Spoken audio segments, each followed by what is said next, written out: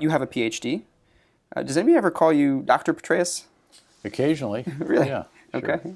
Or is there could be a Doctor General, I or am a professor. a General Doctor, or is there a Director General. Director as well. General? I mean, back to your PhD. Is thinking about academic training, because you had a PhD while you were in the military. How did you balance the sort of more reflective academic approach with the very immediate demands of the battlefield? Well, I think, academic training, the academic experience, the intellectual humility that you generate, I think, by going to a great school. Humility, isn't did you ever doubt your like intellectual Princeton. chops, or what do you? Well, I think you realize that there are some seriously bright people in the world who do not see it the same way that you do. I mean, I had a wonderful professor, just loved the daylights out of him. We never disagreed on anything but substance. And that's okay. But, you have to realize that why is this? And you actually peel it back and you find out that, to use the international relations theory terms, we have very different assumptions about the state of nature. How would man interact with man without the presence of governance around?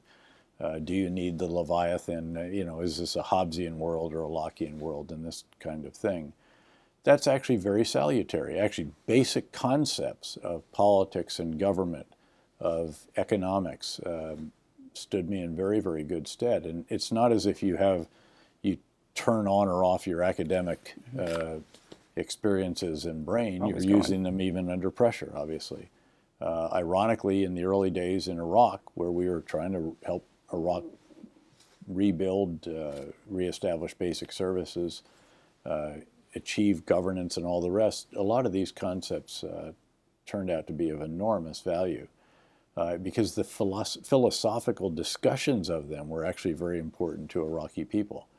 I remember they would come up to us on the street and they'd say, "Oh, General, we love America, we love George Bush, we love democracy, what is it?"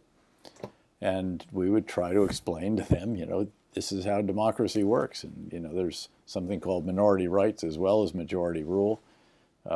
This is how it generally functions. It's okay to shout, but not to shoot.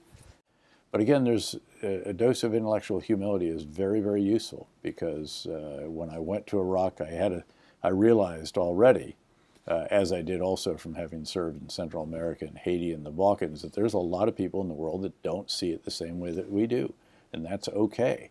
We're looking to help them reestablish their systems, not build mirror images of ours.